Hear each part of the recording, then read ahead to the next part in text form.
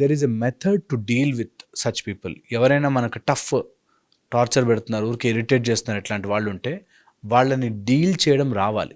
కొంత వాళ్ళకి emotional dealing అవసరం, కొంత స్ట్రిక్ట్గా ఫైట్ చేసే డీలింగ్ అవసరం. వీళ్ళందరూ ఎలా ఉంటారంటే మనం బెండ్ చేయలేము, ఇంకా వీడిని మార్చలేము అనే స్టేజ్ వచ్చినప్పుడు తగ్గడం స్టార్ట్ అవుతుంది. ఎప్పుడైతే నువ్వు భయపడుతూ ఉంటావో అలాంటి వాళ్ళని ఎప్పుడు భయపడిస్తూ ఉంటారు. సో ఎప్పుడైనా కానీ when you find someone tough, be tough.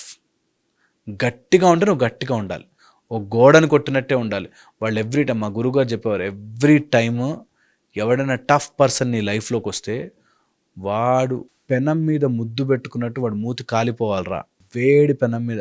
అంత స్ట్రాంగ్గా ఉండాలి వాడు. మనం ఇచ్చే డోసు అంత స్ట్రాంగ్గా ఉండాలి. అమ్మో ఇంకో మాట్లాడితే నా మూతి కాలిపోతుంది, మాట్లాడితే వీడు అనవసరంగా వీటితో డీల్ చేస్తున్నాం అనే స్టేజ్కి మనం గట్టిగా ఉండగలగాలి.